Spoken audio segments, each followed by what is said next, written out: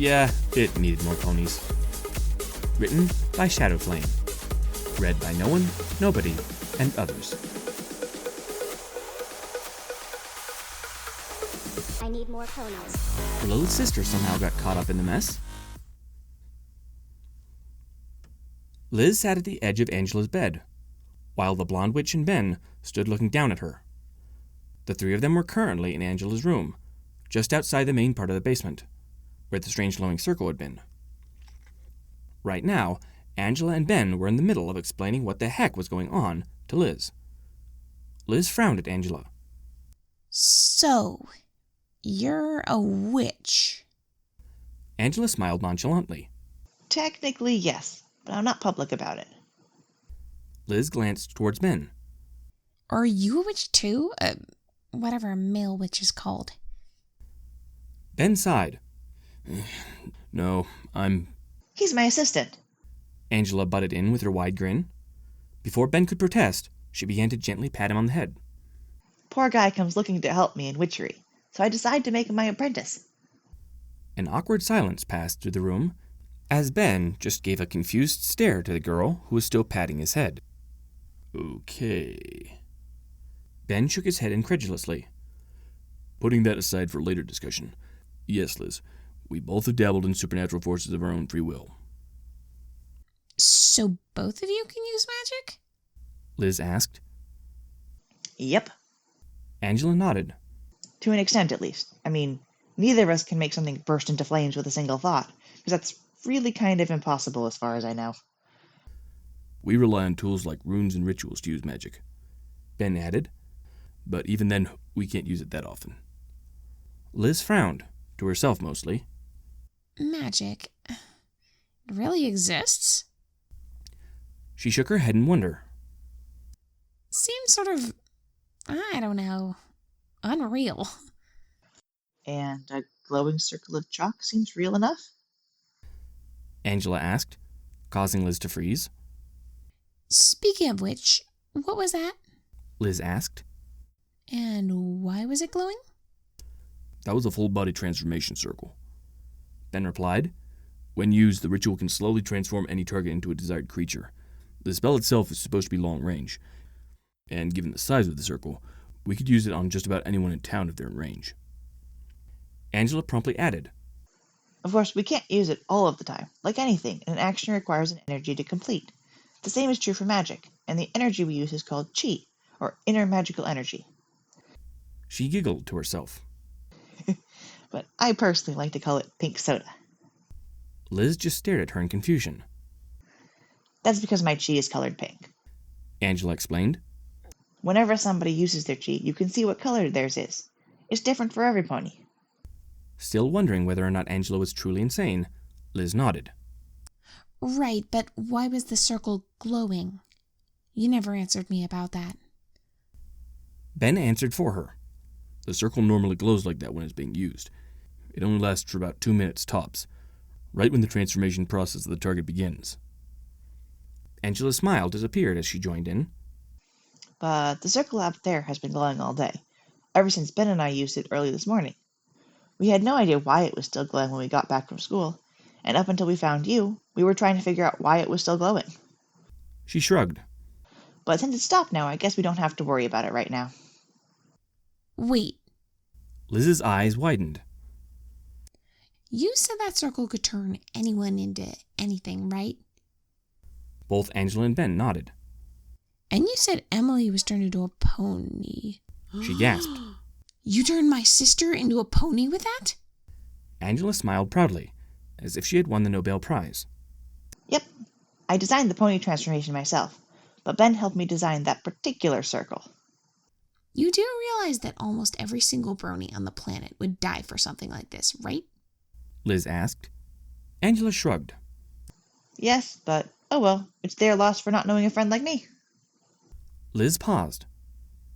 So, how do you use it? Angela proceeded to dive into full geek mode. Well, once you've drawn the precise circle, after modifying all of its working attributes, you need an activator to pour their chi into the circle.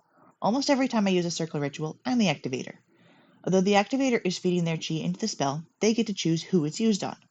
All they have to do is have the targeted person in their mind in order to transform them.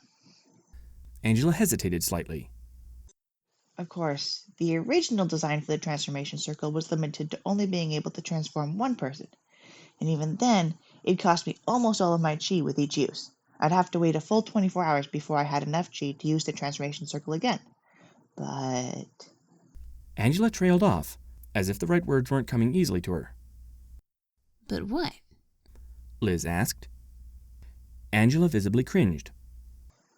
Well, the plan for Emily and Lyle, her date tonight, was that they'd both transform into ponies, so they could enjoy their night even more. But I couldn't quite do that when the original design of the circle was limited to one transformation. So Ben and I modified the circle by adding a whole other circle into the ritual design, so it would double the number of targets. What happened? Angela sighed. Well, it worked, but not quite in the way we were expecting it to. We doubled the circle to double the number of targets, but a lot of things started doubling as well. The transformation speed was doubled, the amount of chi needed doubled. She shook her head. Heck, it required all of both mine and Ben's chi to change Emily and Lyle. Liz froze as a thought came to her mind. And you did that by just touching the circle? And by thinking of someone as well, but yes. Angela replied. Liz bit her lip in uncertainty. I think I might be in trouble then. Why's that? Well, the circle stopped glowing after I touched it. Liz proceeded to tell Angela and Ben about what happened with the transformation circle without missing a single detail. She told them about everything, from the sudden white flash of light up until the point where the light faded. If the circle stops glowing after it's used, Liz wondered. then wouldn't that mean I had used it? And the last thought I had was, why am I doing this? So wouldn't that constitute as me thinking of myself? Wouldn't that just have made me the target? Angela frowned a bit, folding her arms across her chest as she thought. We weren't sure what was going on with the circle, though. Liz felt her expression droop. Oh, so you're not sure? Angela shook her head. No, not right now, I'm not. But there's one way to find out. Hold a sec. Angela walked over to her closet, flung it open, and began rummaging through a corner of it. After a few moments, Angela withdrew from the closet, smiling as she now held a pair of bright pink, fake lens glasses, with oversized lenses that each were about half the size of Angela's head. The glasses looked like a cheap prize you could win at a carnival game, as a low-tier prize. Liz frowned, as did Ben.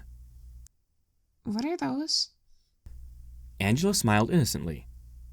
Well, they used to be toy glasses I got a few years ago. But once I needed something to help me actually see chi in motion, I figured they could be put to use. Ben blinked in surprise at the giant pair of glasses in Angela's hands. You can see chi with those? Angela nodded. Yep. I enchanted them to help me in witchery when I was testing out circle magic, to see if my magic was actually working or not. She turned towards Liz. The ritual you supposedly set off works by surrounding the target in your chi, and the energy will slowly change their body. If I use these glasses, assuming you cast the spell on yourself, then I should be able to see your chi surrounding you. Angela then proceeded to push the glasses onto the bridge of her nose, before giving another glance towards Liz through the pink-tinted glasses. Immediately as she did, Angela's eyebrows shot up in surprise, and her jaw went slack. Angela gasped as her gaze drifted across the room, but mostly upwards, as if she were seeing a swarm of flies buzzing around her room. What is it? Liz asked worriedly. Angela didn't respond, as she continued to stare into open space. But Ben, at least, knew that she was seeing something much different through those glasses. Angela breathed somewhat in awe. But that doesn't make any sense. Ben put a hand on her shoulder to bring her back to reality. What is it, Angela?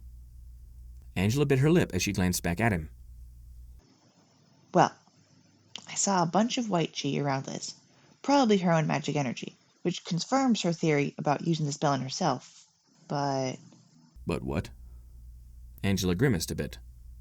I can see that same chi surrounding me as well. Ben's eyes widened in astonishment. What? But that's impossible. How did she use the spell on both you and her? It took both of us to transform two people, and we were practically drained afterwards. But she managed to do two at the same time? Angela paused, taking a moment to take off her glasses before glancing back at Liz, who wore a worried grimace. What's going on, Angela? Well, Angela meekly chuckled. it turns out that both you and me will be full ponies in a few hours. Liz frowned.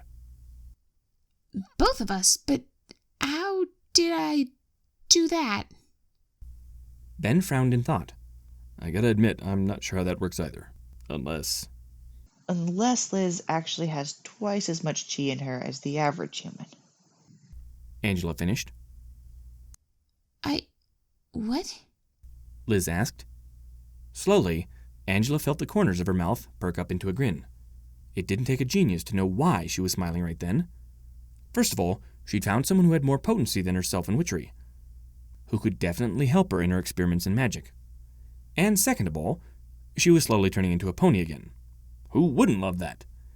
And better yet, she now had Liz along for the ride. Angela giggled as she returned to her perky self again, before walking up to Liz and throwing an arm around the younger girl's shoulder. Come on, Liz. We've got about 3 hours to figure out what's wrong with that circle out there before you have to learn how to get used to your hooves. Liz yelped as she found herself dragged off, mostly carried off, of Angela's bed and out of the room. Wait, what about Emily? Angela only laughed in reply. Don't worry, she'll be back at your house later tonight, after the transformation wears off. Now, let's do some witchery science. Ben facepalmed as he tailed the two girls out of the room, sighing. Angela is going to have way too much fun with this.